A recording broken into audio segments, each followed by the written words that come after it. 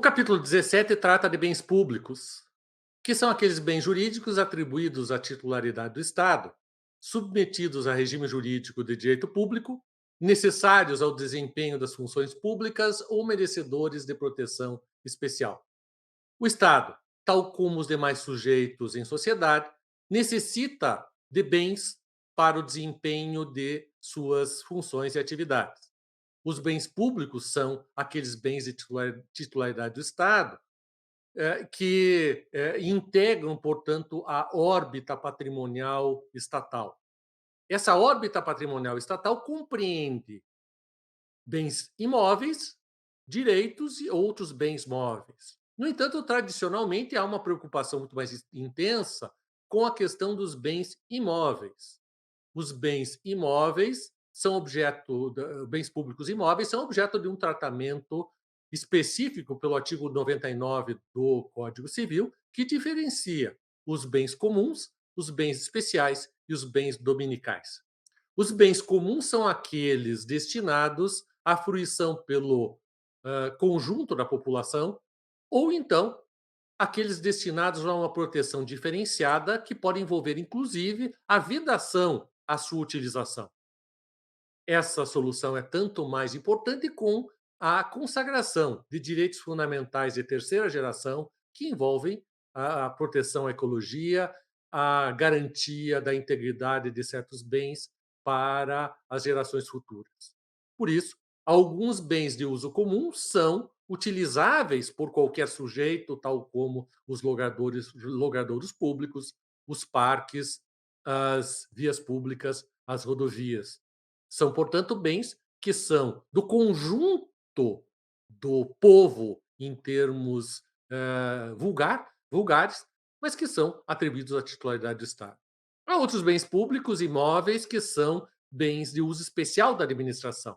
São bens instrumentais para o desempenho das funções do Estado, sejam aquelas funções administrativas ou sejam mesmo funções legislativas ou judiciárias. Assim, os prédios públicos, onde se encontram estabelecidas as repartições públicas, são bens de uso especial.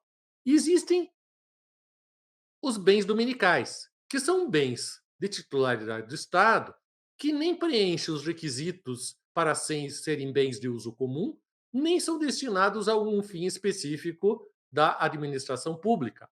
Esses bens dominicais constituem, por exemplo, os lotes de imóveis desocupados, que não apresentam qualquer peculiaridade, mas que são de titularidade do Estado. Enquanto os bens de uso comum e de uso especial são afetados a um regime de direito público caracterizado pela sua instrumentalidade para a realização dos valores fundamentais, os bens dominicais não são afetados a esses fins. Esses bens comportam, portanto, desde que preenchidos determinados requisitos, eles comportam alienação. Já os bens de uso comum e os bens de uso especial, eles são afetados e somente podem vir a ser alienados se, porventura, por meio de uma lei, se produzir o fim da sua afetação, ou seja, a sua desafetação.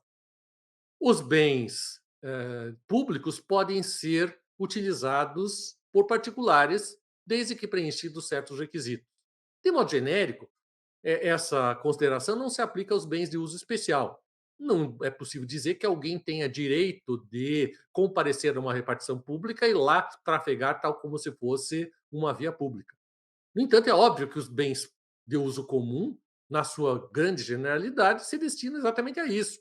O sujeito pode andar pela rua, ir a um parque, sem que isso configure qualquer tipo de ilicitude ou se subordine a requisitos diferenciados.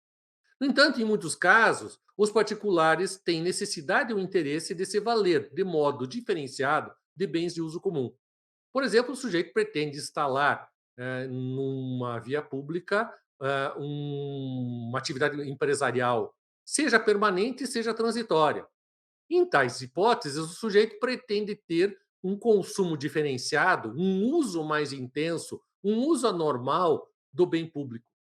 Isso pode ser admitido desde que preenchidos certos requisitos, a serem disciplinados por lei e que podem compreender, inclusive, o dever de pagamento de uma importância ao Estado, destinada a compensar o uso anormal e mais intenso do bem público.